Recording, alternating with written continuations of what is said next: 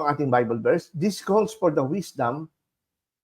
Let the one who has understanding calculate the number of the beast. For it is the number of a man, and his number is 666. Ang 666 daw ay number ng isang tao. At ito po ay 666. At sinasabi nga, calculate. Now, bilang Adventist dati at preacher, evangelist, kilalang Adventist preacher ako, yan din na paniwala ko na itong number 666 is walang iba kundi pag kinenta mo yung title ng Pope. Sabi ko nun, ang title ng Pope ay Vicarius Filii Dei. Vicarius Filii Dei. Yan po ay Latin word na ang ibig sabihin nyo, Vicarius is kahalili. Yung Filii Dei, anak ng Diyos.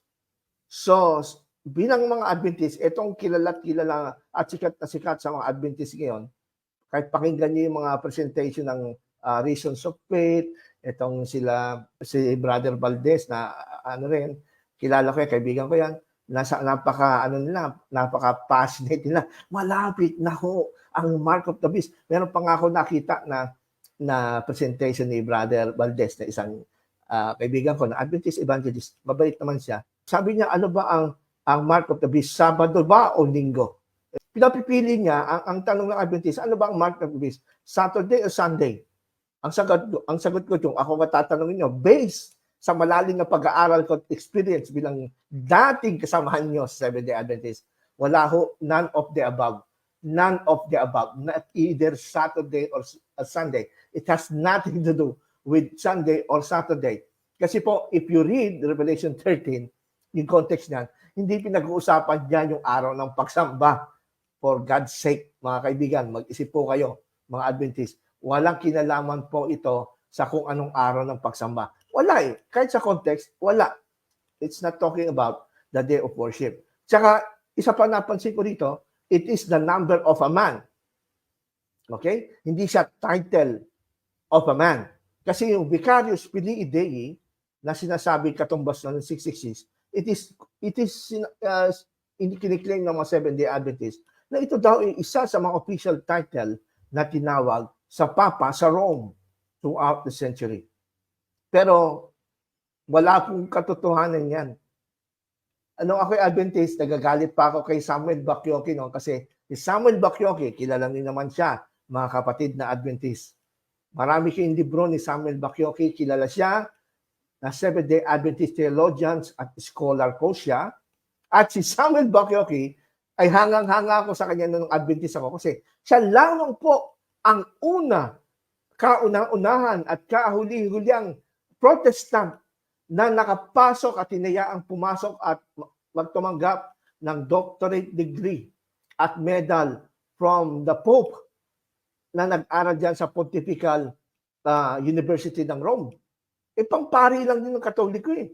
Pero si Bacchiochi, Seventh-day Adventist, considered Protestant, siya lamang po ang una at huli na protestante na nakapagtapos at ng doctorate degree dyan. PhD.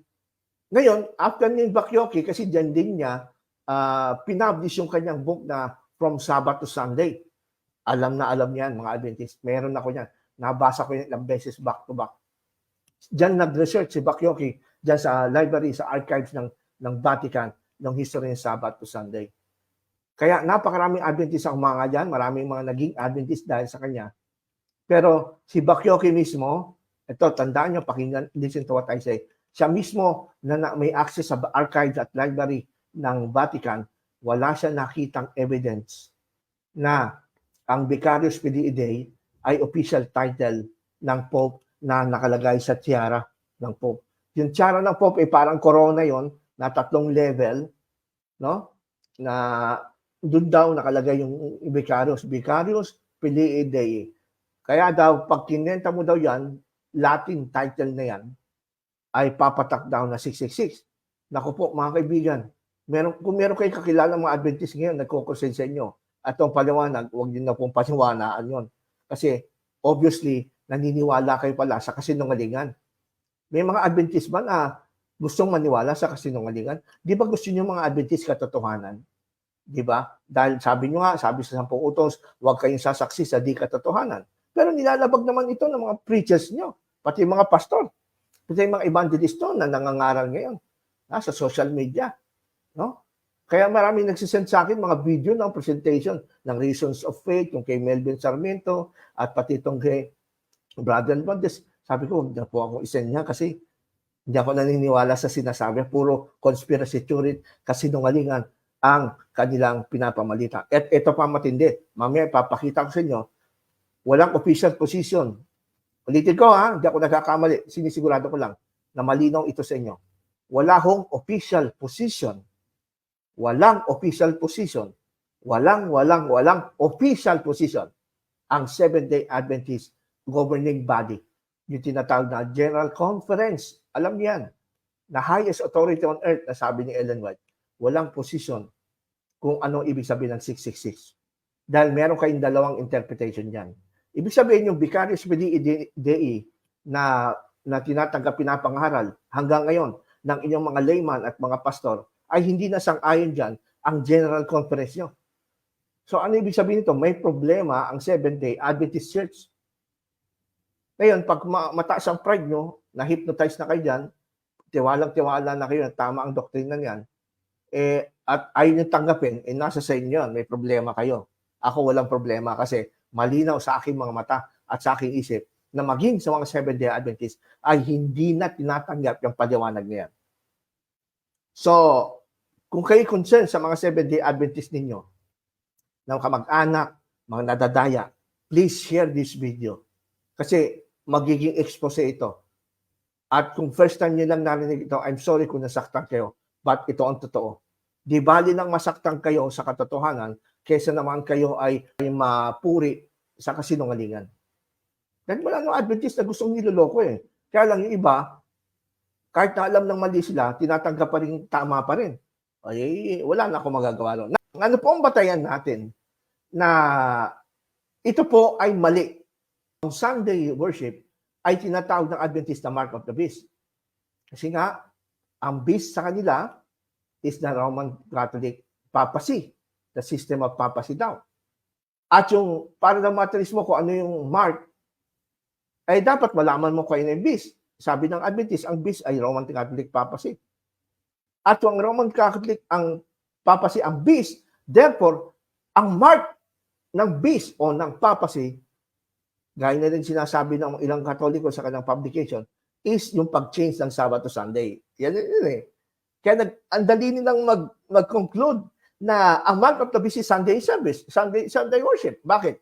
Yung beast is the papacy. At sabi ng papacy, ang mark ng authority niya, kasi kaya niyang palitan ang Sabbath to Sunday. Kaya nag-conclude ang mga Seventh-day Adventists na ang Sunday worship is mark of the beast. Na yun ang topic natin ngayon. Mali po yun. Meron po tayong tatlong batayan. Kung bakit natin nasabing mali at matapang akong isisigaw ito dahil ako'y nagsasabi ng totoo. Mahirap naman yung mga Adventist na ilang mga ngaral nakikita ko sa Facebook at YouTube. Ang lakas ng loob ipagsigawan na ang Pope ang beast at siya ang Sunday mark, hindi naman sila sigurado. At ito, pustahan na lang kahit masama makipagpustahan. Pupusta ako sa inyo na 100% yung mga nagsasabi, mga layman, lalo na yung mga layman, yung mga reasons of faith at kung ano-ano pa yan, na nagsasabi ang mark of the beast ay Vicarious Filii Dei, ay papacy. Hindi nila alam ang history kung bakit ito nabuo ang turo na ito sa mga Seventh-day Adventists. Hindi nila alam ang history. At salamat sa Diyos, ginamit niya ako diyan at dati nagtatampo ko sa ba't pinatagal niyo ako sa Adventist 24 years. Ngayon naintindihan ko na. Kasi gagamitin po ng Panginoon ang nasagap kong impormasyon diyan sa loob ng Seventh-day Adventist at pinalabas niya ako diyan para ilahad ko sa inyo yung katotohanan. Na kasinungalingan yan at karamihan kasi ng mga layman ngayon na nangangaral sa Facebook, sa YouTube, walang alam sa church history. Narinig lang nila yan sa sinasabi ng mga pastor, sila Dog Bachelor, at tinanggap naman. Ito po ang tatlong reason natin. Ba't ako naniniwala na ang mark of the beast na doctrine na ito po ay Sunday worship ay mali. Ito po, makikita nyo sa screen. Ano pong tatlong nating reason bakit mali? Number one, Sunday worship as the mark of the beast is the invention of Joseph Bates. Ano ibig sabihin yan? Hindi pala biblical yan.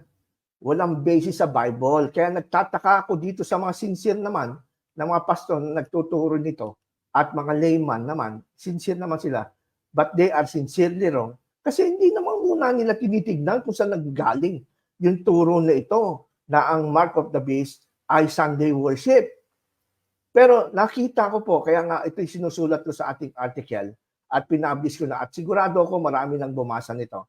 At inaantay ko yung mga nakabasa nito na mga layman, mga debaters dyan sa Pilipinas o sa mundo, na alam ko na base na nito. Tumawag kayo sa amin mamaya. Tumawag kayo at sabihin nyo kung ito'y mali at pamalian nyo yung sinasabi ko. Pag hindi kayo tumawag at napamalian nyo yung sinasabi ko, ibig sabihin yan, tanggap yung mali talaga. Kaya lang, hindi na kayo makaalis sa Adventist kasi bihag na kayo dyan. Hindi na nyo maiwan yung mga pamilya nyo dyan. Yan ang problema.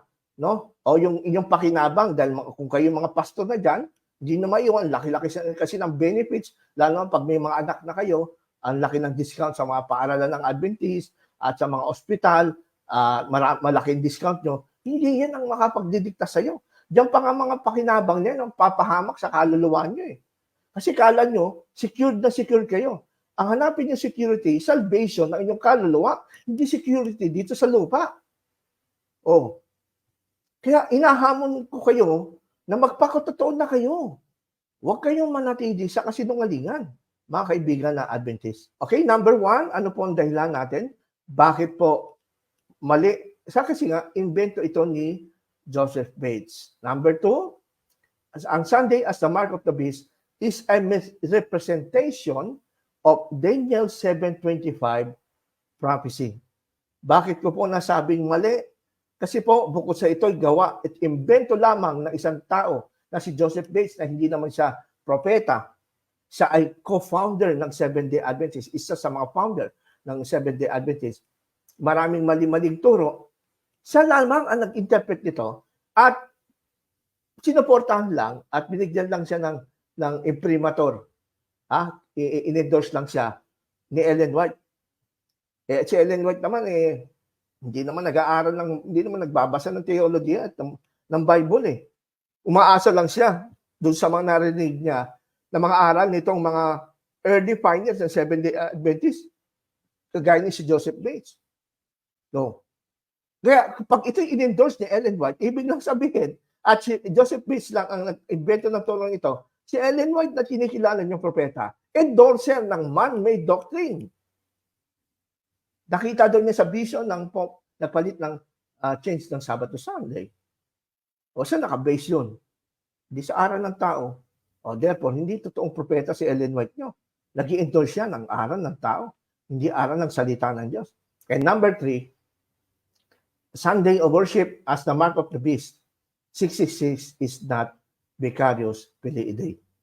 Yung Vicarious Filii Dei, itong sinasabi ng mga Adventist at mga nangangaral at nakakaawa naman ng mga Adventist layman, nakakaawa naman ng Adventist pastor, ang ganda-ganda pa ng mga damit, ang ganda-ganda pa ng studio nyo, pero kasi nungalingan naman ang inosabi na hindi na naintindihan, na hindi totoo at hindi mismo sinusuportahan ng hindi pinagkakaisa, hindi pinagbotohan ng inyong General Conference na Vicarious Filii Dei na titled down ng Pope ay siyang tutugma sa 666. So questionable ang turo ng Seventh-day Adventist, mga kaibigan. Naku po, ewan ko bakit. And I hope and I pray matanggal itong matinding talukbong sa inyong mga mata, mga mahal kong Adventist, para maligtas naman kayo. Kawawa naman kasi kayo kung mananatili kayo sa kasinungalingan. So, isa-isa na natin. So, number 1, bakit po natin nasabi na ang Sunday worship, tayo daw mga Kristiyano na nag-worship ng Sunday, tayo daw magkakaroon ng mark of the beast, which is fake news po tawag niyan. Fake news. Huwag kayong maapektuhan yan. Huwag kayong maniwala dyan. Kasi yung binabalita ng mga Adventist dyan na nagsasabing mark of the beast is worship ng Sunday, Mga bulag yan, mga bulag, nabubulag sila sa katotohanan. So, nakakaawa, nangangaral sila sa bus, di ba? Nagmamalaka pa sila, they are very proud. At nakakaawa, nakikita ko nakakaawa yung mga mukha. Dahil ang sinasabi nila, hindi nila naintindihan. So, ano pong basehan natin na si Joseph Smith lamang po ang nag-imbento ng turo ng Mark of the Beast ay Sunday worship. Actually, hindi si Ellen White ang nag-imbento, si Joseph Smith na isa sa mga founder Adventists. Ito yung mababasa natin sa isang aklat ni George Knight, na isang kilala na Seventh-day Adventist church historian.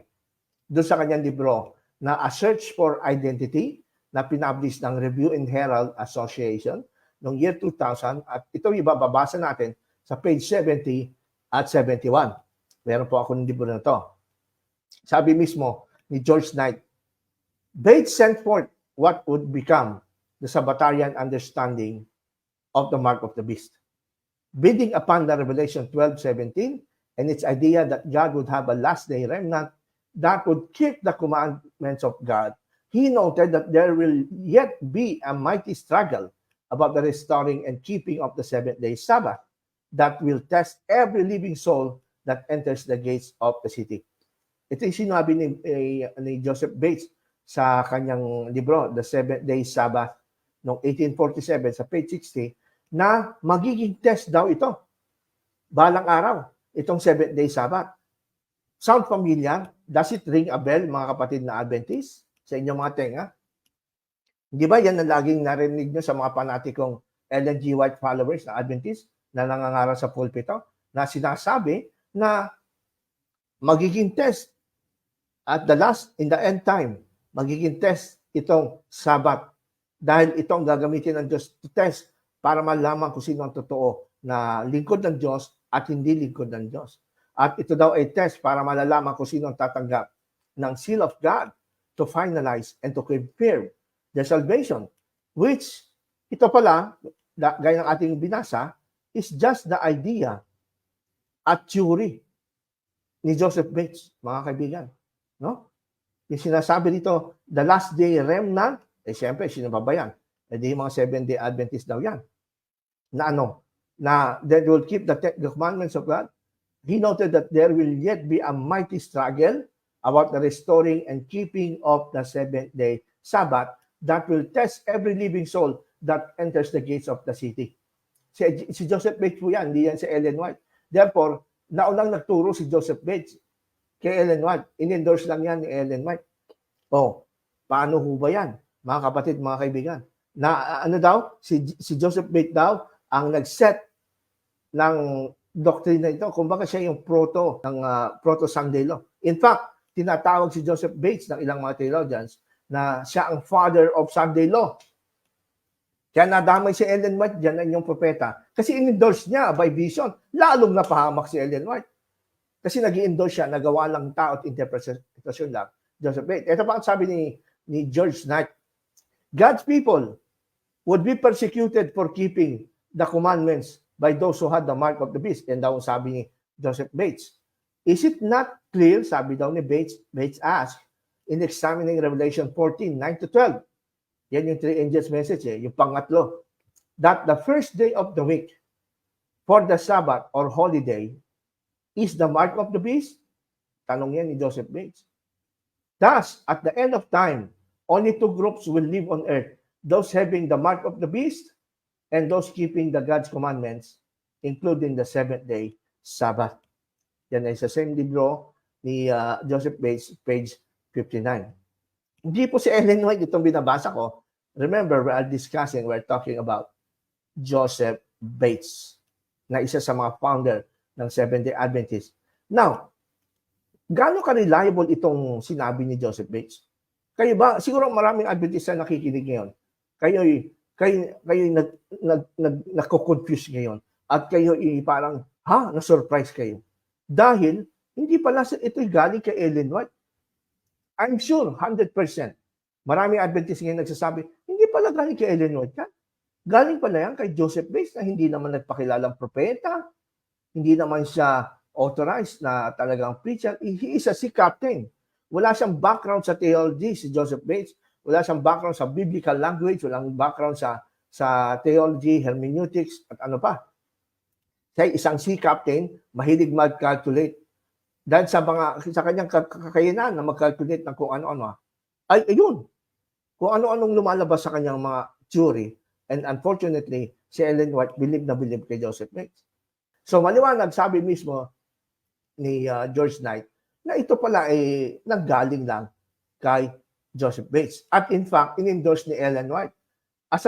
Bilang endorse si Ellen White, kanyang binakapan ito dun sa kanyang Ellen White early writings. Okay? 1930, page 32. Page 32. Sabi ni Ellen White, I saw that God had not changed the Sabbath, for He never changes. But the Pope had changed it from 7th to the first day of the week. For He was to change times and law. So, ibig sabihin, in-endorse ng inyong propeta. Sa bagay, hindi naman totoong propeta si Ellen White. I expect talaga, mag-i-endorse siya ng turo at invento ng tao. Kaya ito po ang ating pananaw at itong ating pinanindigan na ang mark of the beast hindi po Sunday worship. Kasi po, ang nagsabi lang yan ay tao, hindi po galing sa Bible. Kasi kayo mismo, may mga Bible kayo sa inyong tahanan, buksan niyo ang Bible niyo. Mababasa niyo ba dan? May mababasa ba kayo dyan na Sabbath versus Sunday ang issue sa Revelation 13? Never. Never kayo mababasa. Napaniwala lang kayo. Nabudol-budol lang kayo. Sabi nga, nabudol-budol lang kayo ng inyong mga leaders na walang ginawang hinangad, kundi kunin lang yung mga pera nyo. Kunin lang yung mga pera nyo, yung mga ikapu nyo, para sa ganun, yumaman sila, magpayaman, bumili ng mga kotse, mga ari-arian, mga bahay. Yan ang ginagawa ng mga leaders sa inyo. Napapaniwala lang kayo. Ano pa yung mga bagay? Ba tayo naniniwala na si Joseph Bates ay hindi dapat pagkatiwalaan sa kanyang tsuri na ang Sunday worship sa Revelation 13 na Sunday worship daw ang mark of the beast. Alam niyo si Joseph Bates, ang background niya, dahil hindi nga siya nag-aral ng theology, hindi siya nag-aral ng theology, hindi nga siya theologian ng Seventh-day Adventist, pero marami siyang tsuri kasi malikot ang isip niya. Mahilig siyang mag-calculate.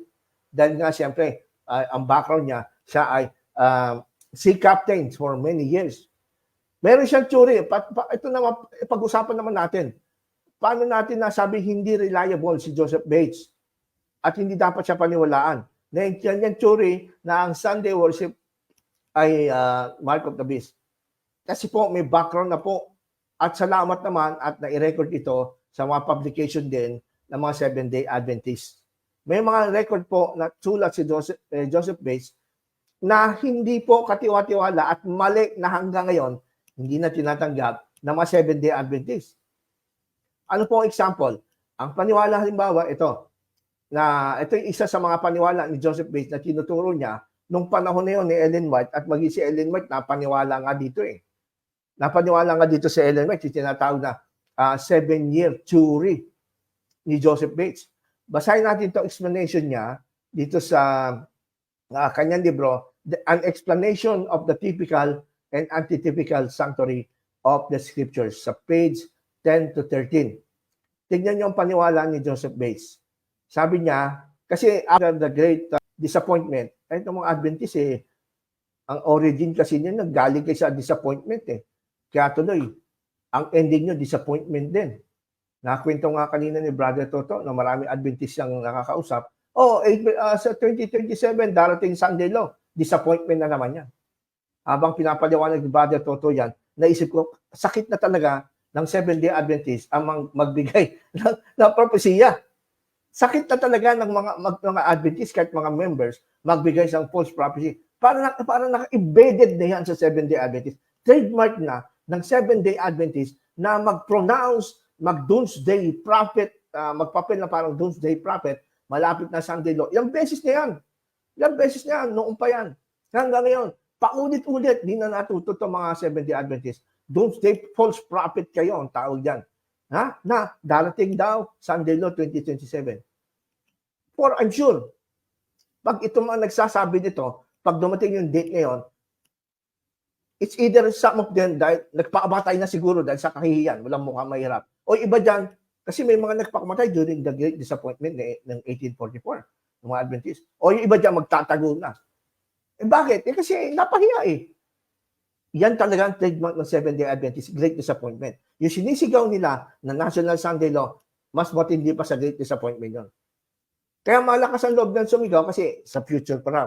Pero ngayon pa lang, last time, pinag-aralan natin, na hindi mangyayari yun kasi nakabase siya sa tatlong premise na mali.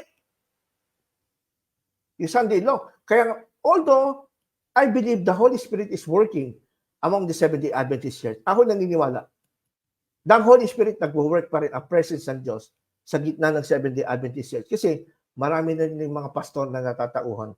Binasa natin last time na ang Sunday Law, hindi totoo yan, hindi na makatotohanan. Yung senaryo na sinasabi ni Ellen White na ang Amerika, papatayin yung mga noon. Never.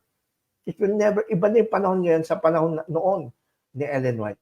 Na nasabi nga natin, nagkaroon lang siya ng paranoid.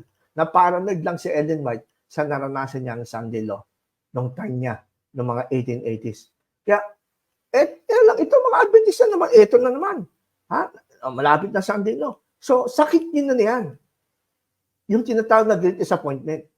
Talaga nagsimula kayo sa Great Disappointment, matatapos ang Seventh-day Adventist Church sa Great Disappointment pag hindi kayo nagsisi dahil puro kasinungalingan ang kinakalat nyo. Nakakahiya naman mga members. Magsisi na po kayo. Ha? Sawayin nawa kayo ng Espiritu Santo. Sabi nga ni kapatid na Best de Austria, Abejuela, sawayin nawa kayo ng Holy Spirit. And I decree in the name of the Lord Jesus na yung mga masasamang espiritu na pumapasok sa mga tumututol sa atin ay ma-rebuke sila, lumabas sila sa katawan ng mga tao ito. Dahil napaka-delikado po at napaka-seryoso po ng ating pinag-usapan ngayon. Now, ituloy natin mga kaibigan. So, ito nga, ang sinasabi ko si Joseph Bates, hindi siya reliable. Meron siyang propesya. Kasi nung Great Disappointment, 1844, October 22, 1844, hindi nangyari. So, ang ginawa ni Joseph Bates, meron siyang theory. Sabi niya, well, darating pa siguro si Jesus Christ, hindi pa sa date na ito, 1844. Kundi sabi ni Joseph Bates, nagkaroon siya ng theory na darating si Jesus, October 1851. Nandun yan sa mga biography, sa mga sumulat ng biography ni Joseph Bates. Hindi ako nag-iimbento. Yung mga nagrereklamo dito na Adventist, pasensya na. Kasi hindi naman kayo palabas ha. Nire-relate ko, kaya nagugulat kayo sa mga binabasa ko. Ito sinasabing Joseph Bates. The 7 spots of blood on the golden altar and before the mercy seat, I fully believe, represent the duration of the judicial proceedings on the living saints in the most holy, all of which they will be in their affliction for even 7 years. God, by his voice, will deliver them, for it is the blood that maketh the atonement for the soul. Then the number 7 will finish the day of atonement, not redemption. Iyon ang turing Joseph Bates na nag-imbento ng Mark of the Beast. Siya daw po ang Sunday worship. O biruin yan. Meron pa pala siya ibang theory. Ang theory niya pala niya, at si Ellen White na paniwala dito, yan ay pinatunayan din ni Steve Daly sa kanyang book na Autobiography of Ellen G. White. Napaniwala ang maraming Adventist doon sa theory ni Joseph Bates no after ng Great Disappointment. Hindi sila nag-give up. Sabi ni Joseph Bates, baka hindi itong October 22, 1844 darating si Jesus Christ. So, in-interpret Joseph Bates yung nasa Leviticus 16:19 na kung saan merong 7 wisik na dugo, di ba? Sa altar, sa golden altar, yung high priest nung pumasok siya sa most holy place, di ba ganun sa Day of Atonement? Nagwiwisik siya 7 times ng dugo doon sa kortina, doon sa loob ng most holy place. Sabi ni Joseph Bates, in-interpret niya yung 7 spots of blood na iwinisik ng sacerdote high priest doon sa most holy place na yon ay katumbas daw ng 7 years bago matapos ang atonement. So sabi ni Joseph Bates, hindi October 22, 1844 pala, kundi October 22, 1851. Kaya nagkaroon si Joseph Bates ng ganong theory. At si Ellen White napaniwala, maging si James White. Pero ano nangyari noong 1851? Hindi naman dumating si Jesus. Wala nangyari at ngayon hindi tinatanggap ito ng Adventist. Yan po ang inventor ng Mark of the Beast ay Sunday Law ninyo. Mga mahal kong mga Sabadista. wala po siyang reliability. Kasi siya ay isang sea captain, hindi po siya theologian, walang alam po sa biblical hermeneutics at biblical language. Diyan po ang nakakalungkot diyan. At may babasahin pa ako na isang publication na sulat din ni Joseph Bates. Meron sinulat si Joseph Bates na isang false teachings din na sa kanyang libro na Second Advent Waymarks and High Hips noong 1847, page 84. Ano po sinabi niya? Si Joseph Bates naniniwala pala noong 1844, sarado ang pinto ng awa. Close na. Tapos na ang gawain. Sabi niya, here then of course ended the 2,300 days of the vision because there is to be a tarrying after. Don't forget this neither, for at the time appointed the end shall be. Here to ended our last work in warning the world and our labor ceased. Tapos na po ang pangangaral after ng 2,300 days of vision. Na ayon sa mga Adventists, ito po ay October 22, 1844. Oh, why? Sabi Joseph Bates. Because the messages ceased and left us entirely destitute of labor. And there was silence in heaven, sabi Joseph Bates. And there was silence in heaven for the space of half an hour, a whole week on 7.5 days. Here say, our glorious high priest began the cleansing of the sanctuary and received the kingdom, dominion, and glory, the new Jerusalem.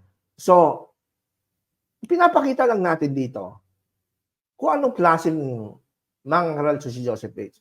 Wala siyang credibility, hindi siya theologian, hindi siya nag-aral ng Bible language. How come? Ma-expect natin itong taong ito ay mag-interpret sa atin ng Revelation 13:18 ay mark of the beast ay patungkol sa Sunday worship. Ano pang asahan nyo sa mga ganyan tao? Di mali-mali ang turo niya. Mali-mali ang turo niya. Ang problema, si Ellen White, na kinikilala niyong propeta, na nakakita ng vision noong December 1844, di propeta na siya. In-endorse itong mali-maling si Joseph Bates.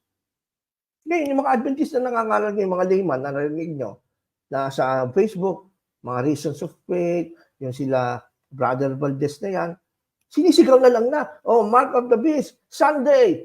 Pero ito mga taong to, hindi nila alam. Hindi nila kasi alam eh. Baka akala na si Ellen White nag-angaral. Hindi. Joseph Bates po ang nag-invento na ang Sunday worship ay Mark of the Beast. Oh. Hindi lang si Ellen White ang nadaya ni Joseph Bates at napaniwala. Pati ang mga Seventh-day Adventists ay nadaya. Number 2, ating main point mga kaibigan ay bakit ako naniniwala na ang Sunday worship ay Mark of the Beast? Kasi unang-una, gawa-gawa lang ito, invento lang ito ni Joseph Bates na hindi naman propeta. Walang background sa theology, wala man lang background sa biblical language siya, nag-interpret ng Revelation na Mark of the Beast daw.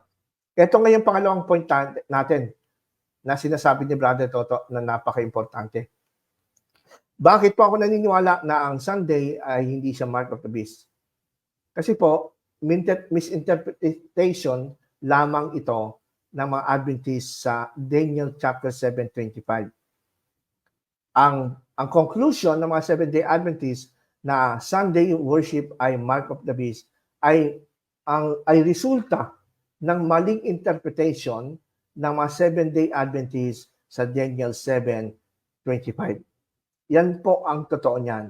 At hanggang ngayon, wala pa kahit ang Seventh-day Adventist.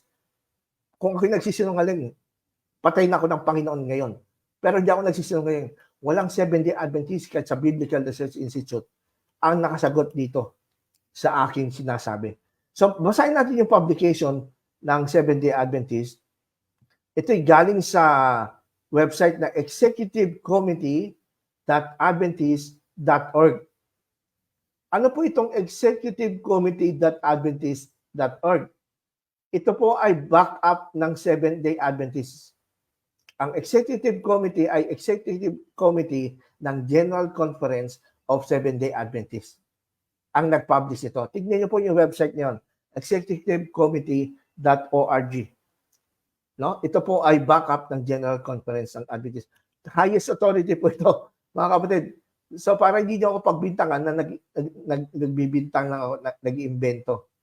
Ito po ang paliwanag ng inyong General Conference Executive Committee. So I'm sure, quiet kayo dyan. Ang sabi nila, the mark of the beast is mentioned 7 times in Revelation. 4 of these appear in its central vision, which is introduced by a view of the Ark of the Covenant, containing the 10 Commandments.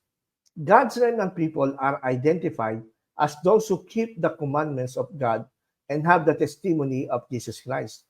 Immediately after this, John describes 2 beasts which persecute God's church. Number 1, a beast rising out of the sea, Revelation 13:1. And number 2, another beast coming out of the earth, Revelation 13:11. Okay? So, the first beast commands false worship, and its persecuting activity resembles that of the little horn of Daniel 7 that would intend to change times and law. Daniel 7:25. So, kinoconnect dito ng Executive Committee website ng General Conference kung bakit nila ito naiugnay ang Revelation 13:18 sa Sunday worship. Kasi daw, ito daw pong Revelation 13:1 beast na lumabas na may 7 ulo, 10 sungay, na lumitaw mula sa dagat, ay siya din daw yung little horn ng Daniel chapter 7. Pag binuksan niya ang Daniel 7:25, may binabanggit doon na maliit na sungay from the 4th kingdom, which is none other than the kingdom of Rome, na he will intend to change time and law. Very familiar to sa mga mahal nating Seventh-day Adventists. No? And persecutes God's people for 1,260 days. Yun din ang sinasabi ng Revelation 13:4 at 8. The connection with Daniel's prophecy shows that the false worship involves an attempt to change God's times and His commandments law. The one commandment of the 10 dealing with time is the 4th, to keep the 7th-day Sabbath holy. So, paano kinonect ng General Executive Committee ng General Conference ang Revelation 13 sa Sunday?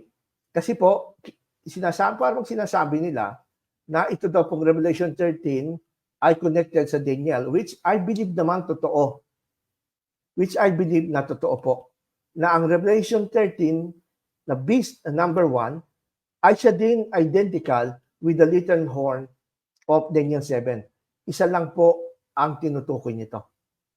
But, ang di ko tinatanggap ay paniwala ng mga Seventh-day Adventists na yung sinasabi doon sa Daniel 7:25 na intend to change time and law, yung interpretation na ang mga Adventists, yung kanyang assertion na ito po yung may kinalaman daw sa 10 Commandments.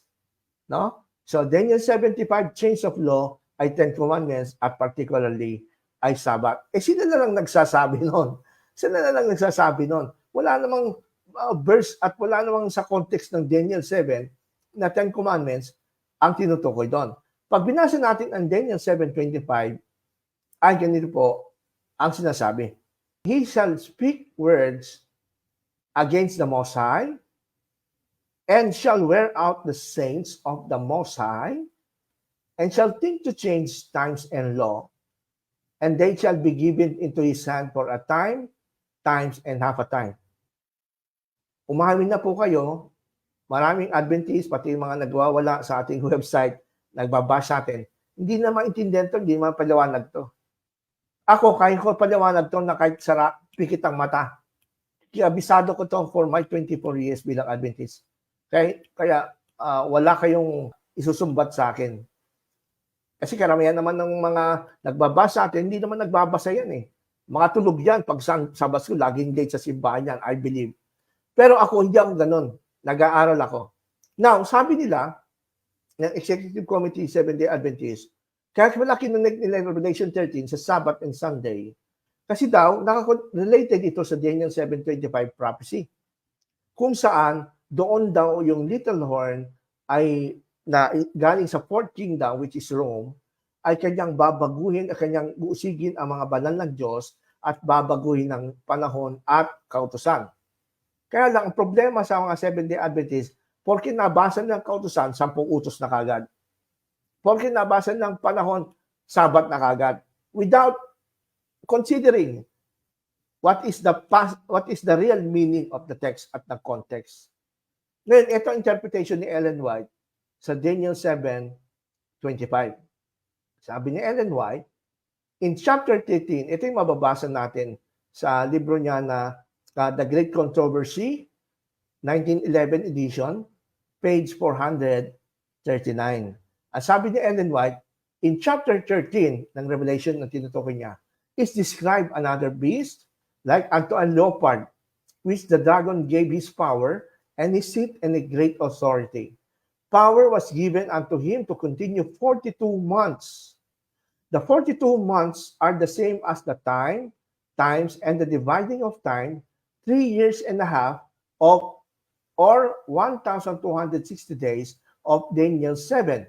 Ito yung binasa natin kanina sa Daniel 7:25, na ibibigay ang mga banal at uusigin ng little horn sa loob ng times, and half a time. So 3.5 years yun, tama naman si Ellen White dito sa prophetic calculation, which is considered sa days, 120 days din, equivalent din yon. At kung sa months naman, ay tama naman yung Revelation 13 na 42 months. Pag tinignan yung 42 months, 3.5 years, at 1,260 days, isa lang yon. It is talking to just one set of time, mga kaibigan. So, ang sabi ni Ellen White, this period, as stated in preceding chapters, began with the supremacy of the papacy, AD 538, and terminated in 1798. Paliwanag na ito ng propeta nyo na si Ellen White, na sinasabi niya, itong sinasabi pala sa Daniel 7:25, na babaguhin ang kautusan at persecute ang mga banal ng katastasan ay magaganap sa a time, times and half a time. O kung i-convert natin sa days, 1,260 days, o kung i-convert sa months ay 42 months. Eksakto po yan. So, gusto ko lang ipaliwanag sa mga Seventh-day Adventists. Makinig po sana kayo. Anong sabi ni Ellen White? Itong prophecy daw ni Daniel 7:25 ay patungkol daw sa pag-change ng Sabbath. Sabi ng kanilang interpretation. Sabi ni Ellen White. Na, sabi nga, ano yung magaganap sa pagitan ng panahon na ito? Na time, times, and half a time, o 1260 days na converted nila into years. Ano yung magaganap? Merong magaganap. Sabi nga ng Daniel, they shall be given into his hand. Kaninong kamay? At sa little horn, galing sa Rome. Bibigay sa kanyang kamay. Ang alin? They. Alin yon? Ay di wearing out of saints at yung pag-change ng law. So, itong pag-uusig sa mga banal at yung pag-change ng law, times and law, shall be given sa kamay nitong little horn sa anong panahon? Time, times, and half a time. Ibig sabihin, merong dalawang magaganap na pangyayari during this 1,260 days or 1,260 years. Sabi ng mga Adventist, years na ito, kino-convert nila sa yan. Ano na mangyayari? Adi uusigin yung mga banal sa loob ng panahon na yan na 1260 years na papal supremacy, tawag ni Ellen White. At dyan magaganap yung pagbabago ng Sabat. Naintindihan niyo po ba, mga kapatid na Adventist? Si Ellen White na po ang nagsasabi. Then ito, niliwanag ni Ellen White kung kailan magsimula yung 1,260 days na yan ng prophecy ng Daniel, kung saan magaganap yung dalawang pangyayari. Pag-uusig sa banal at pag-change ng Sabat. Anong date doon? Sabi ni Ellen White, this period is stated as in preceding chapters began with the supremacy of the papacy. Kailan daw? 538 AD at 798 AD. At that time, the Pope was made captive. Ito tinutukoy niya 1798 nung na-captive daw yung Pope at in-exile sa France. So, anong point natin mga kaibigan para maintindihan nyo? Kasi 90% ng layman ng Seventh-day Adventist, and I believe yung ating mga bashers dito, hindi na naintindihan to. Karamihan sa kanila, mga tulog pag Sabbath school o kaya late. Dadating lang pag pag second service na. Kaya wala naintindihan. Kaya nagagalit sila sa akin, kala ko nag-iimbento ako. Ito po, ito po ay, itong nasa harapan, inyong ay chart. Ito po ay chart para po ipaliwanag ko sa inyo yung paliwanag ni Ellen White na sinasabi sa Daniel 7:25 na magaganap ang pag-uusig sa banal at magaganap ang tinatawag na pag-change ng Sabbath. Kasi inuugnay nila ito sa Revelation 13. Kaya sinasabi nila ang Revelation 13 may kinalaman sa Sabbath and Sunday. Napinalitan ng Pope ang Sabbath to Sunday based at 7:25 ng Daniel. Dahil sa papal supremacy, ito, maliwanag na po yung chart, no? Ito po ang chart, that 1,260 years of papal supremacy. Ito daw yung little horn. At ito daw yung activity din ng Revelation 13:1 na beast na galing sa dagat. Ang serpent supremacy, sabi ni Ellen White, nagsimula ng AD 538, andyan po sa chart, hanggang 1798. Yan ay tinatawag ng Seventh-day Adventist na papal supremacy. Galing po sa Seventh-day Adventist itong ginagamit tong presentation. At sabi nga doon sa bandang kaliwa, papacy rises to power noong 538. Nag-rise sa power ang papacy. Andiyan may arrow from 538 hanggang 1798. Noong 1798 ay papacy was wounded. Dahil si Pope Pius VI ay na-imprison ni Napoleon. Hinuli siya doon sa cathedral sa noong time na yon.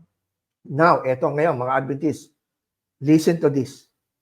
Listen to this. Dahil marami ho kayong nadadaya ang mga Adventists dito. And this is an eye-opener.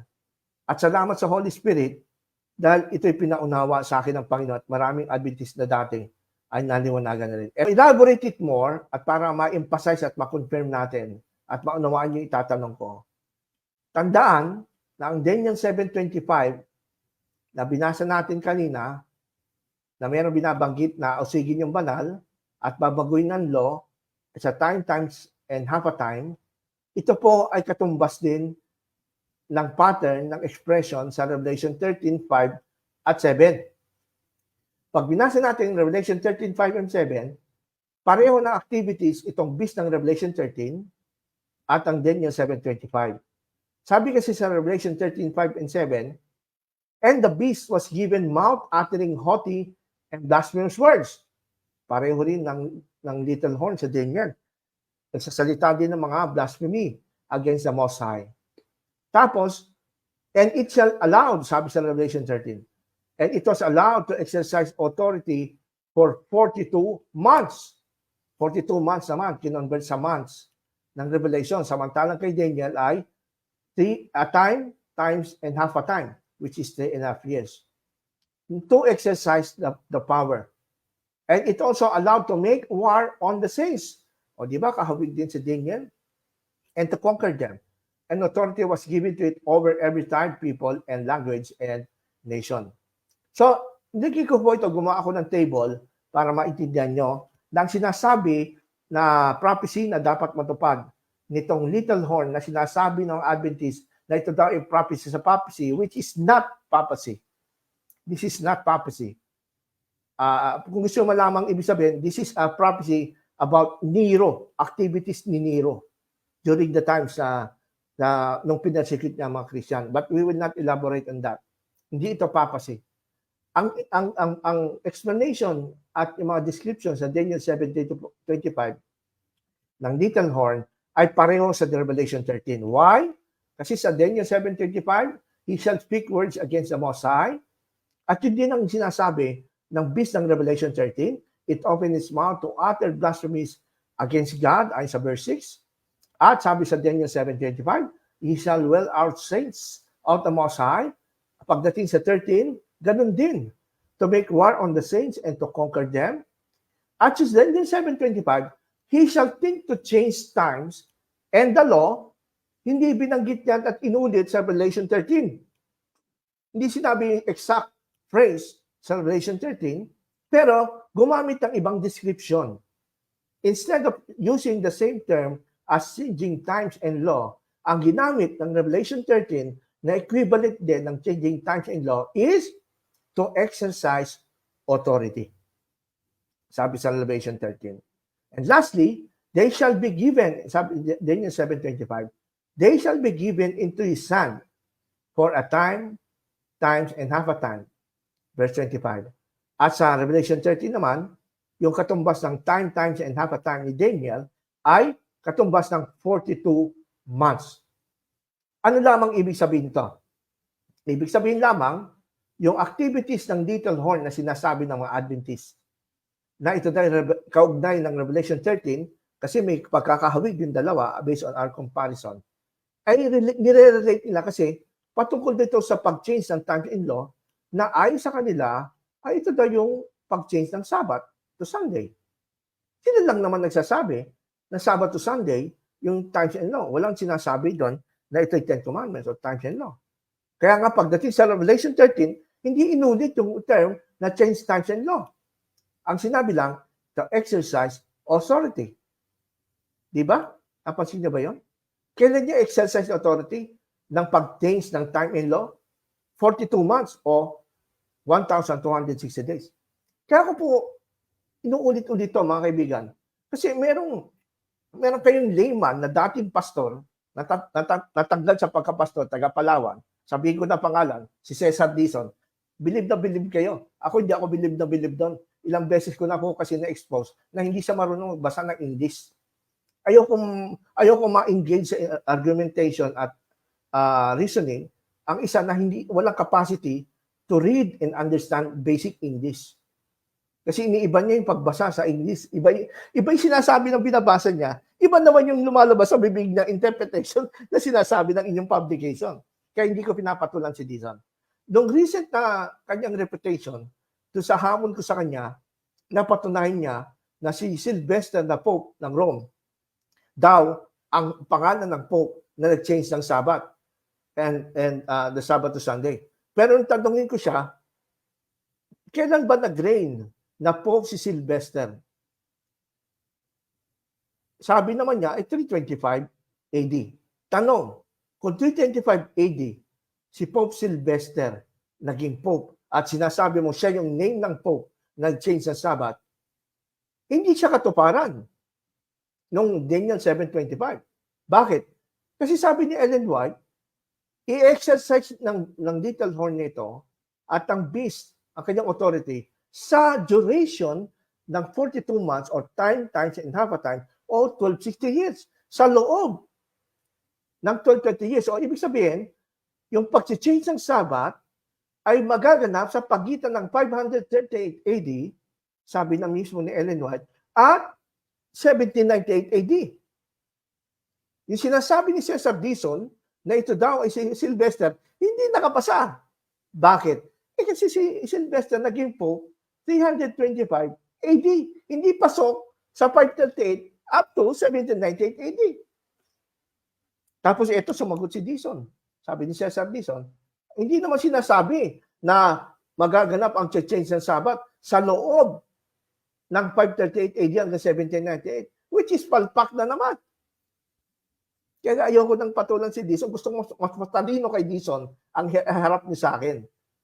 Yung mas matalino kay Dizon. Ayoko kay Dizon kasi naiinsulto yung aking research at level sa kanyang So, paano natin nasabi na i-exercise itong pag-change ng Sabbath at yung pag-uusig sa mga banal sa loob, sa pagitan ng 538 AD at 1798? Sinasabi na nga dito sa Revelation 13 Sabi niya rin kasi, you believe also that Revelation 13 and Daniel 75 is just one entity, referring to one entity.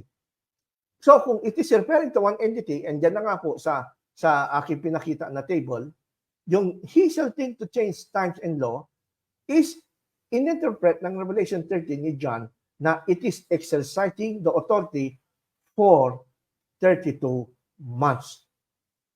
Isa lang ibig sabihin yan. Mali si Cesar Dizon, palibasa ang kanyang paliwanag, hindi naman authorized kasi walang ganyang paliwanag yung mga matatalino yung scholar sa Biblical Research Institute. Sabi niya, hindi yan, sa labas yan ng 538. Palusot mo lang yon. Kaya nga po, yung mga believe kay Dizon, wag na kayo makinig sa kanya. Kasi maliligaw lang kayo dyan kay Cesar.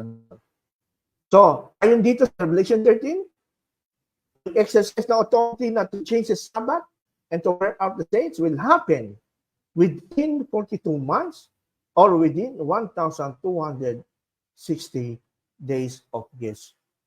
Maliwanag yan. Kaya po, ito po ang tanong. Ito na ngayong hamon ko.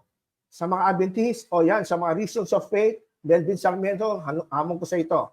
Valdez, hamon ko sa ito. Sinasabi ko na pangalan nyo. And I invite you to answer my question. Kasi wala akong pumipiglas, walang naglalakas ng loob. Si Johnson Amica na aking kaibigan, sinubok niyang sagutin ito, pero makikita niyo sa mga video ko, nag-post ako na sa lungatan. Ang sagot, si Dizon sabi niya, sabi ni Cesar Dizon, ang pag-change ng Sabbath, hindi sa loob ng 538 AD at 1798. Sabi naman ni Johnson Amican, ito'y magaganap sa loob ang pag-change ng Sabbath, sa loob ng 538 AD at 1798. Ito ay pinost sa SDA Christ Defender and Bible Alone. Sabi po dito, mga SDA na magagaling dyan, may tanong ako. Yun lang, hindi tayo magaling, Brother Gomer. Magulo turo nyo sa prophecy. Sabi ng katuruan ninyo, sabi ng katuruan nyo mga SDA, ang papacy, papal supremacy, close and open parenthesis, ay naghari mula 538 AD hanggang 1798 AD. Ang tanong ko ay, nasa loob ng 538 AD hanggang 1798 AD ang decree, kautusan na ilipat ang Sabat sa araw ng Sunday? O yan ang magiting na tanong, Brother Gomer. Lagot tayo ngayon. Mr. Poster,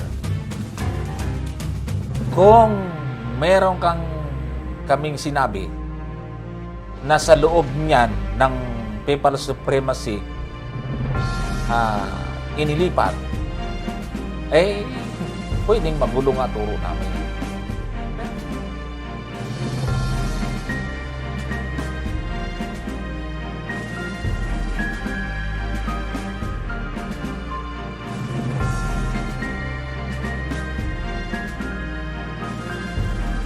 Kasi nagkaroon ng impluensya, at sabi po doon sa binasa natin sa 7:21 ng Daniel, mapapasa ilalim ng kapangyarihan ng maliit na sungay ang buong mundo. Sa loob ng isang panahon, mga panahon at kalahati ng panahon. Sa panahon yan, ipapairal ang pagbabago ng mga kautusan at pagbabago ng kahalagahan ng Sabat at ginawa itong linggo. Nangyari po yan sa matagal na panahon. Tagot tayo ngayon. Kung kailan ba nagsimula yun? At tama ba na tinuro namin na ang pag-change ng Saturday to Sunday ay noong 538 hanggang 1798? Kasi nagkaroon ng impluensya, at sabi po doon sa binasa natin sa 7:21 ng Daniel, mapapasa ilalim ng kapangyarihan ng maliit na sungay ang buong mundo. Sa loob ng isang panahon, mga panahon at kalahati ng panahon. Sa panahon yan, ipapairal ang pagbabago ng mga kautusan at pagbabago ng kahalagahan ng Sabat at ginawa itong linggo. Nangyari po yan sa matagal na panahon. Nanguna, sa pagkakalam ko, Brother Johnson, ay wala tayong itinuturo na yung change ng Sunday ay nasa pagitan ng 538 hanggang 1798. Tagot tayo ngayon. Kasi nagkaroon ng impluensya, at sabi po doon sa binasa natin sa 7:21 ng Daniel, mapapasa ilalim ng kapangyarihan ng maliit na sungay ang buong mundo. Sa loob ng isang panahon, mga panahon at kalahati ng panahon. Sa panahon yan, ipapairal ang pagbabago ng mga kautusan at pagbabago ng kahalagahan ng Sabat at ginawa itong linggo. Nangyari po yan sa matagal na panahon. Kaya, Mr. Foster, kung meron kaming sinabi na sa loob niyan ng papal supremacy inilipat, pwedeng magulong ang turo namin.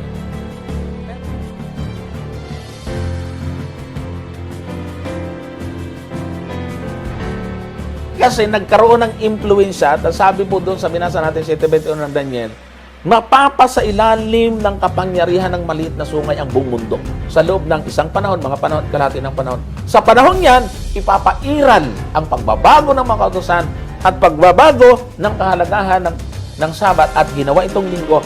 Nangyari po yan sa matagal na panahon. Kaya, pwedeng magulo nga turo namin. pwedeng magulo nga turo namin. Pwedeng magulo nga turo namin. Takot tayo ngayon. Ito ngayon tanong ko. Total, suportado ng inyong paliwanag sa prophecy, nasa loob ng 538 AD at 1798, yan po ang tinatawag na papal supremacy. Kaya nga di ba sa inyong mga church tinatawag niyang yung 1,260 years from 538 AD 1798, papal supremacy. Tapos sasabihin ni Cesar Dizon, yung pagbabago ng Sabat outside papal supremacy para ipilit na si Sylvester the Pope ang nag-change sa Sabat. Mali. Kahit mismo, sabi ng inyong publication, si G.I. Butler, sumulat siya ng libro, sabi ng inyong dating presidente ng General Conference, hindi si Sylvester yan, kasi Sylvester, ang sakop lang niya ay local church ng Rome. Hindi pa siya universal bishop of all bishop ng universal church. So hindi nga siya supremacy, kasi local church of Rome lang ang sakop ng kapangyarihan ni Sylvester. At si Sylvester, nung naging pope siya, actually, siya ang pope during the time of Constantine. Si Sylvester po, si Pope Sylvester, sinasabi ng mga Adventist, siya ang nagsimula nga sabihin na ang Sunday ay Lord's Day. Tama naman yon.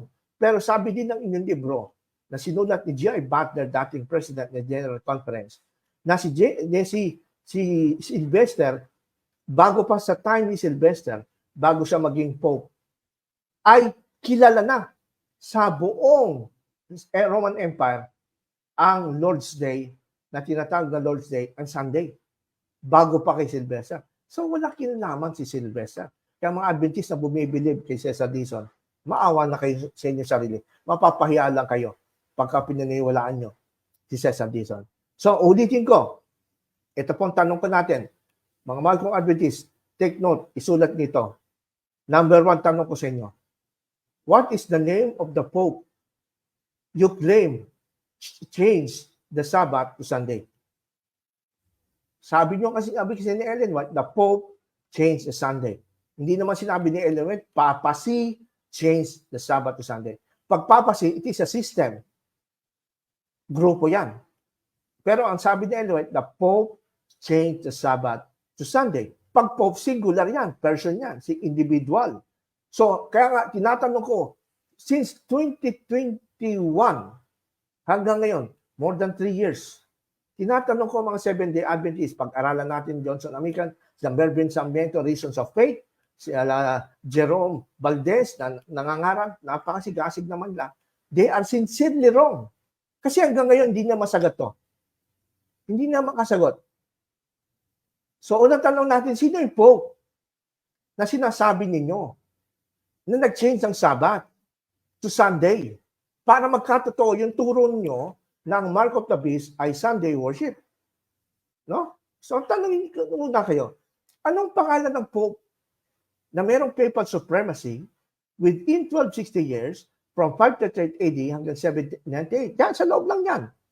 Yung araw na yan. Si anong name ng Pope na nandyan na nag-change ng Sabbath to Sunday for God's sake, for the sake of truth?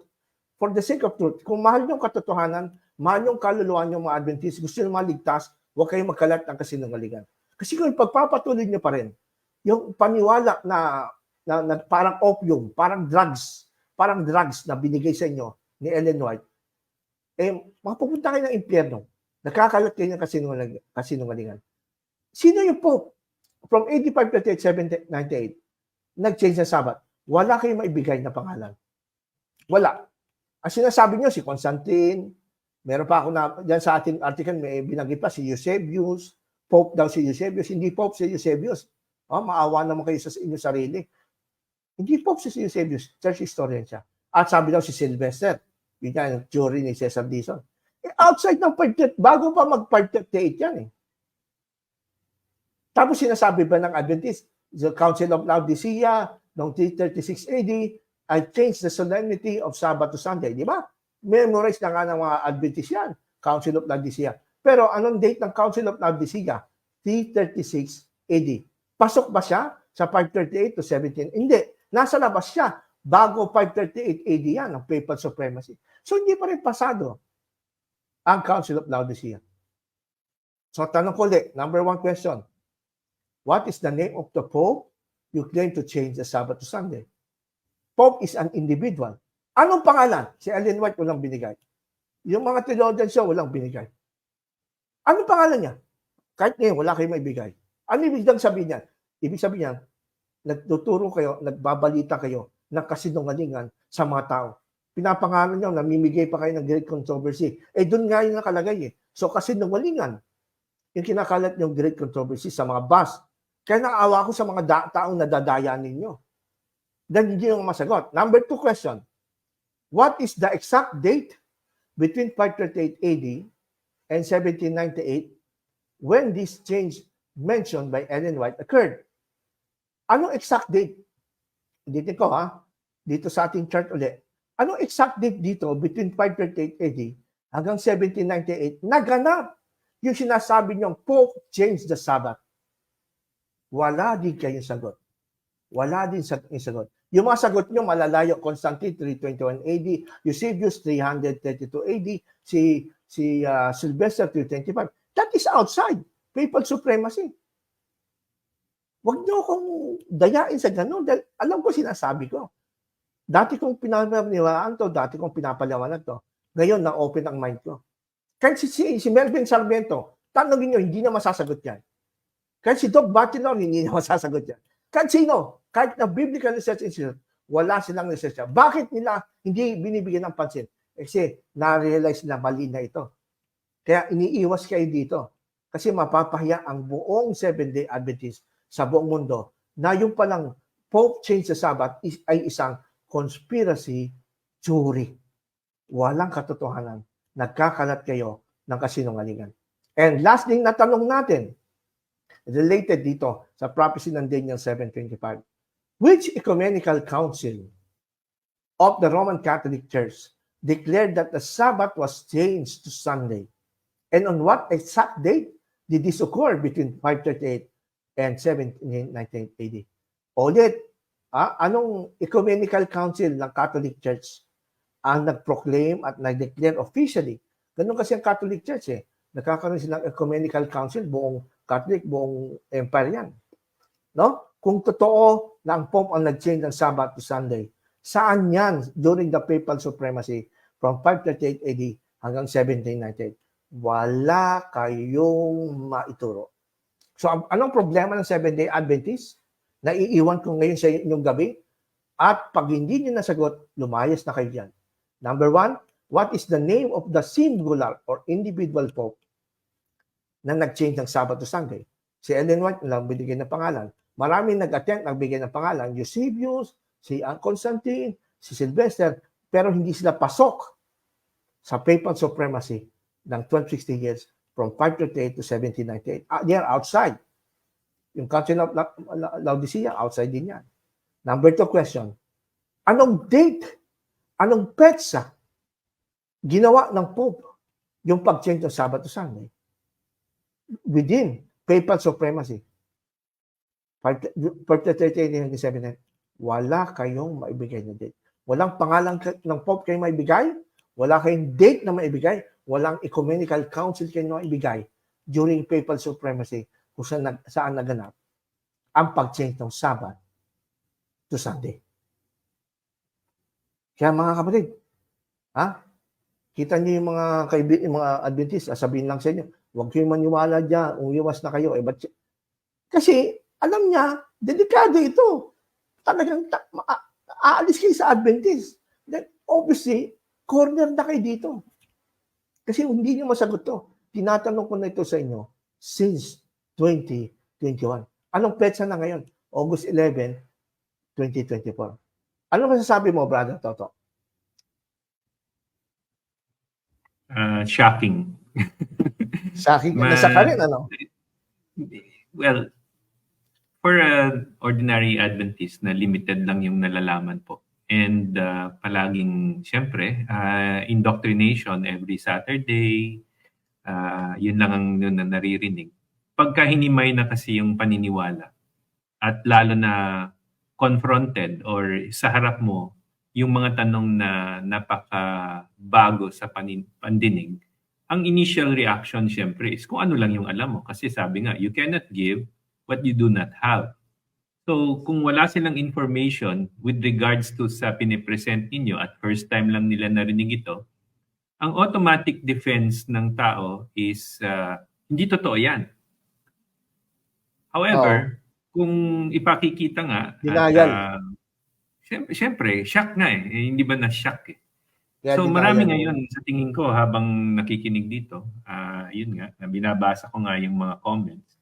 May mga na-shock na kasi nga sabi nga ikaw day nang liligaw. Pero pag tinanong mo naman yung nagsabing yun na nililigaw natin sa anong tama sa iyo? So, anong sagot sa tatlong tanong? Wala yung tatlong tanong lang eh, yun nga. So sagutin mo ng matino kasi ang presentasyon ay napakatino eh, napakalinaw, may valid na tanong.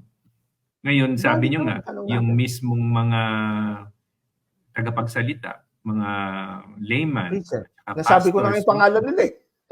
Oo nga, na hindi nila masagot din. So, ibig sabihin nun, there is a, kumbaga sa barko, malaki yung butas na kailangan tapalan. So, hindi mo lang pwedeng i-ignore yan na sabihin, ignore mo na lang yan kasi mapapagod din yan. Ngayon, dapat isipin ng nakikinig. So, if this is the thing that I am believing, kung ito yung pinaniniwalaan ko na doktrina, ngunit hindi masagot ang simpleng tanong, then there must be something wrong. May mali talaga. Diba? Yeah. So, matakot po yung mga nakikinig ngayon na walang sagot kasi ito'y napakasimpleng tanong eh. Kung ang pagbabatikos sa Roman Catholic Church at ang pagpoproclaim ng 3 angels messages, yung ika-third, na the mark of the beast is Sunday at darating na yung Sunday law, eh dito pa lang sa tanong na tatlo, hindi na masagot. So ibig sabihin nun, mayroong nagsisinungaling. Ang talagang sa akin kasi, napakahirap paniwalaan na ang mark of the beast is a day. And yun nga, kasi very self-serving yung sinasabi nilang seal of God eh, when it comes to pointing to the day. With due respect to the Sabbath day, that is something that we believe is part of the Decalogue. Pero after, yun nga, understanding what the new covenant is, nakita natin na it is the shadow of Jesus Christ, of which yun nga yung fulfillment kay Christ. Eh. So kung napapansin nyo mga kaibigan na Seventh-day Adventist, ang bukang bibig palagi is Sabat, Sabat, Sabat.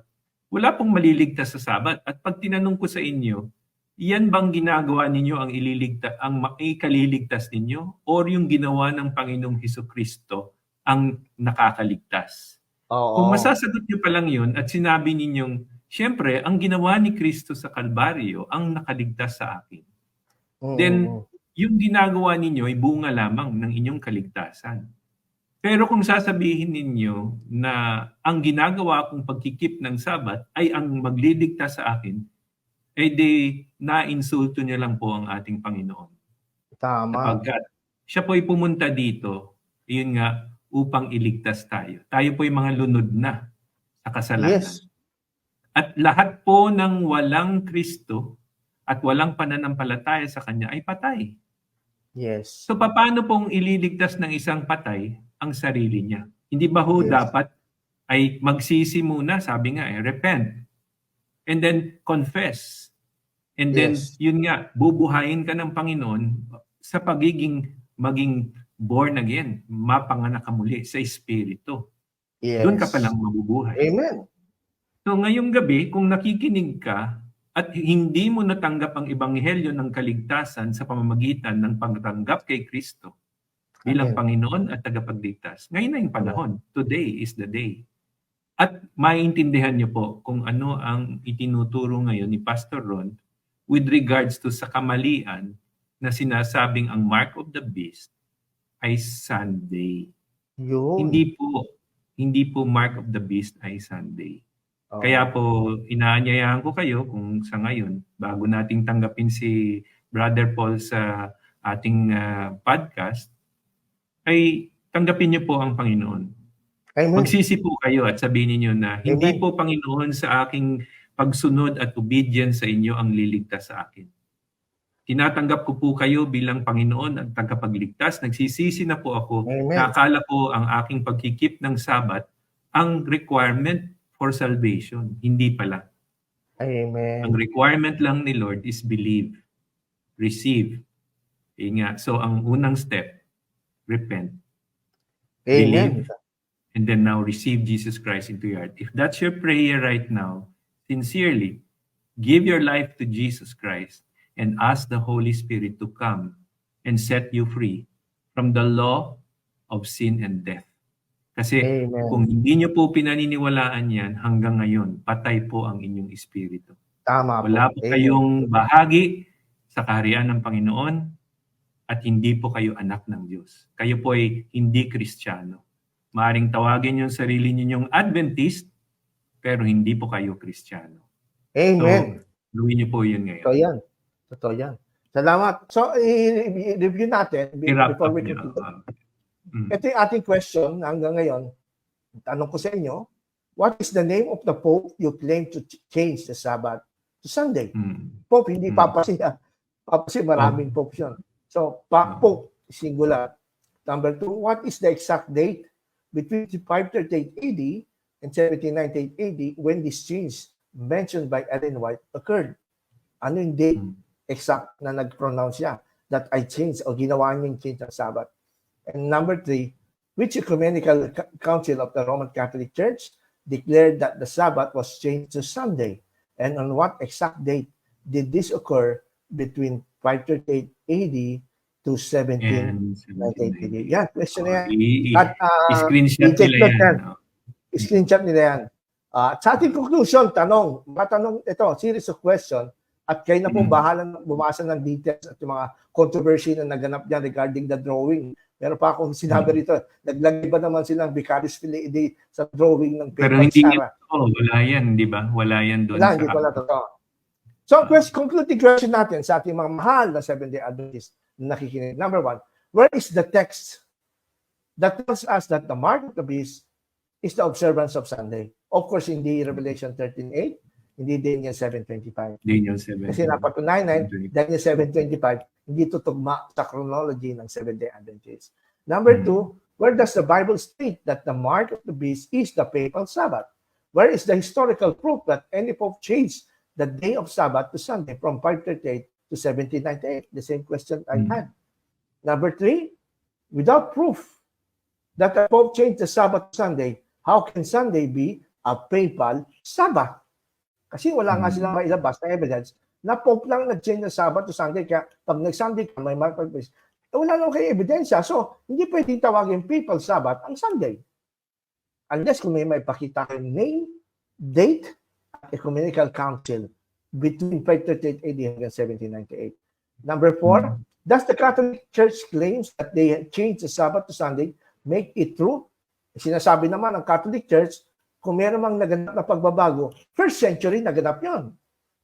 Hindi 538 to 1798 na hindi matanggap ng Adventist. Ang natanggap lang ng Adventist na claim ng Catholic Church, they change the Sabbath. Pero yung pag sinabi ng Catholic Church na kinensi ng Sabbath, naganap yun ng first century, ay naman tanggapin ng Adventist.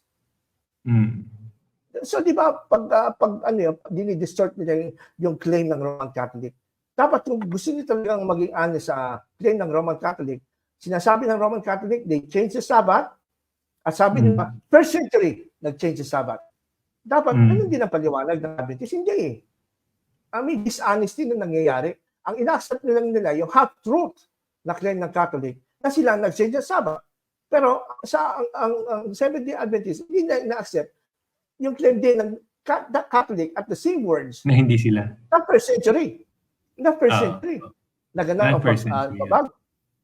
Kaya doon, ang tanong doon, mga sub-question, do SDAs believe the Catholic Church when they claim that Peter was the first pope?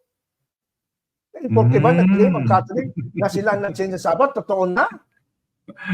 O, di dapat kung naniwala kayo, dapat niwalaan nyo rin yung claim ng Catholic na si Peter ang first Na pope. first pope si Peter. Pero hindi na tinatanggap. Oo nga, no? Ngayon ko lang napansin yan. Kung hindi si Peter ang first pope, bakit in reference to yung pope ang nagbago? Hindi ba? Yes. Di ba? Next, ito ngayon, yung pangatlong question. Naniniwala. Or that priests have the power to forgive sins, dapat tanggapin rin yan ng mga Seventh-day Adventists. So therefore, hindi porke nag-claim ang Catholic na they change the Sabbath to Sunday, totoo na. Kasi kung tatanggapin nyo totoo yan, tanggapin nyo rin na si Peter ang first pope. Kasi kinlaim din nila yun. Kasi claim nila yan. Alam mo naman ang Catholic Church, they claim many things na hindi man totoo. Yan ang problema sa Adventist.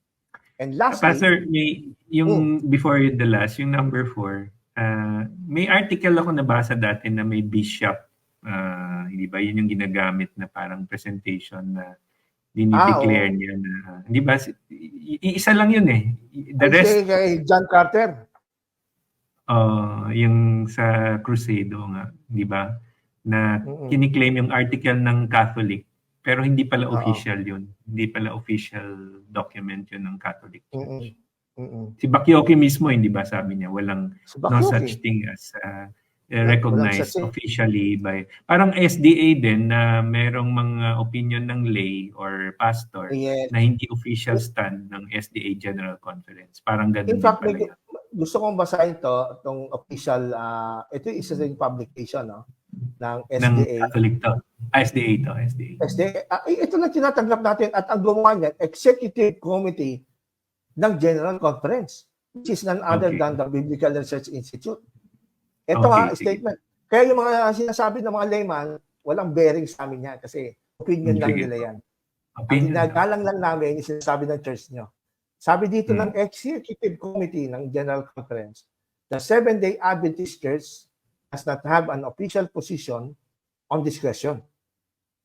But there are major views among us on a number of beasts 666 in Revelation 13, 17, 18. Some interpret it as a cryptic reference to papal title Vicarius Filii, but we are not told that 666 is the added numerical value of the letter in such a designation. Others views it as a 666 indicative of satanic trinity. They point out that the phrase, it is the number of man, could be translated, it is the number of humanity. That is of human separated from God. This number 66, used 3 times, would then symbolize intense rebellion and total dependence from God. Marami ng Adventist preacher at mga pastor sa TV na ganito na ang paliwanag, katulad ni William Johnson sa Adventist Review. Bababasa niyo rin sa article natin yan. The Greek text, however, is literally 600 plus 60 plus 6, not 3 6s or 366. Recognizing this, many Seventh-day Adventists continue to associate the number of the beast with the papal title, Vicarius Filii. And recent research provide good historical evidence for connecting 666 with the title that was previously recognized. Ang isang nakita kong makapal na 3 volume na gumawa nito si Edwin de Kock, The Truth About 666. Pero kahit na marami siyang research, hindi pa rin tinanggap ng General Conference, Vicarius Filii. In any case, ito ang kanyang conclusion. In any case, there are many evidences from the text and from history to identify the first weeks of Revelation 13 in the prophecy, regardless of how 666 is understood. Ando pa rin daw sila nananatili na papasiyon. Which is, nakabase pa rin sa interpretation sa Daniel 7:25. Na nakita natin na nag-exercise ng kanyang authority. At para, hindi ko nalagay ito sa article. Ako'y naniniwala na yon ay si Nero ang pinaprophesy na little horn. Daniel 7:25. Paano na-exercise alam niyo sa history, na-exercise ni Nero ang kanyang 3.5 years. Authority. Literal na 3.5 years yun. Literally 1,260 days. Adventist lang convert sa years noon. Pero literal... Historical po yan, Pastor. Historical.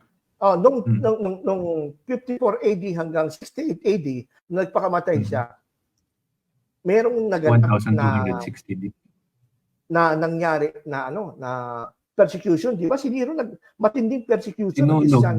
Sinunog yung mga Christian sa poste, di ba? Ginawa silang pa sa garden, parang ilawan, sa kandila. Kandila. Yung katawan nila, tinusok sa, hindi ba?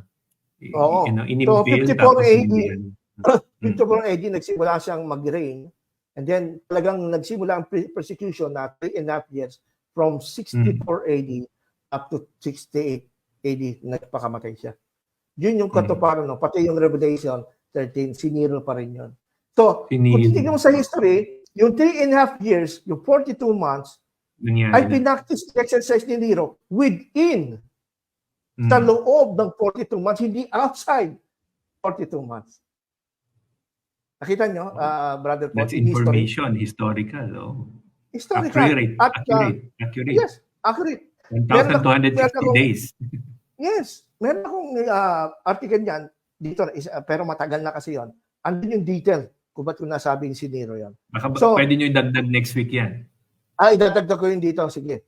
So, dagdag nyo. Para footnote lang.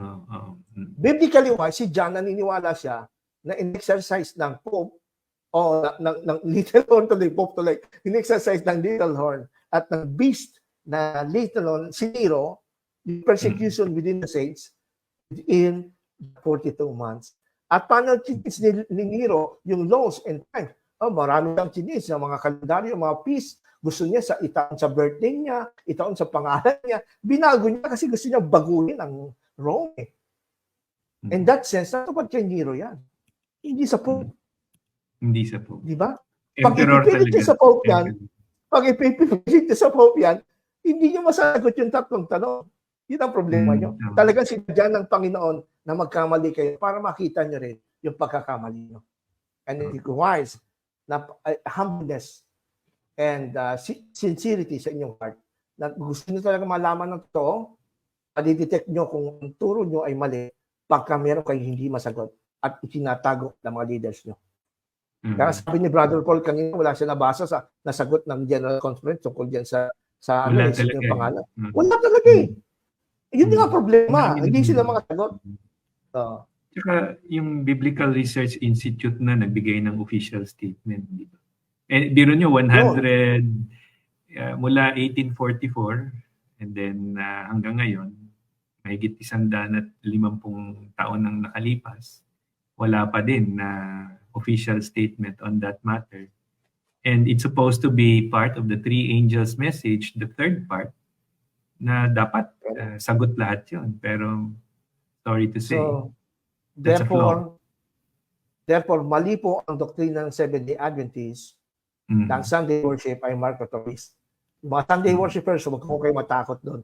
Walang katotohanan. Dahil una, inimbento lang yan ni Joseph Bates. Hindi naman siya propeta. Hindi naman siya propeta ng Adventist, hindi naman siya theologian, wala siyang alam sa biblical language, hindi siya marunong sa hermeneutics. His guess, wild guess lang niya yun. Marami din siya nakita natin kanina ng wild guess na hindi totoo. So paano tayo magre-rely kay Joseph Bates? Ang Sunday worship ay mark of the beast. Pangalawa, hindi siya mark of the beast kasi nga mali ang interpretation nyo sa Daniel 7:25. It is referring to Emperor Nero, not the papacy. Kasi bakit sabi mali, hindi niya ma-justify, hindi niya masagot yung tatlong tanong, anong name ng Pope within the Papal Supremacy, anong date ginawa, at ang Ecumenical Council ng Catholic Church. Wala. So yung pinapangalan nyo, the Pope sa Sabbath, panaginip lang yun. Wishful thinking.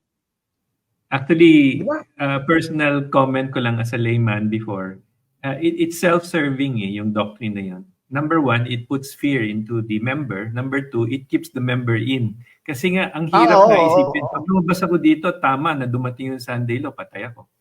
Di ba? Yes. So it's really self-serving yung doctrine na yun. Kasi nga, it's fear-driven yung doctrine. Imbis na ma-inspire ka, natatakot ka, tapos, ayun nga, palaging nag-iisip ka. Kaya nga yung bukang bibig Yeah. ng Adventist gospel is the Sabbath. And Yun nga. any Adventist probably at my age and today, yung mga bata siguro iba na kasi pinakikinggan ko, hindi nila alam itong mga pinag-uusapan natin masyado. Yes. Hindi nila alam masyado. So, nagtataka sila bakit daw itong mga nire-raise ninyo, mga pinag-uusapan natin, foreign na sa kanila to. Kasi may Neo-Adventism na eh. Yung grupo nila Ty Gospel Gibson, Adventism. hindi pinag-uusapan Gospel eh, Adventism. Gospel Christ-centered. Oo. Pero kung huhukayin talaga ang doctrine na hindi pwedeng iwalisin na lang sa ilalim ng sahig, hindi talagang yung ugat talagang baluktot. Kaya ang puno, Yes. baluktot din. So, shocking itong mga nasasabi natin pero ito'y totoo.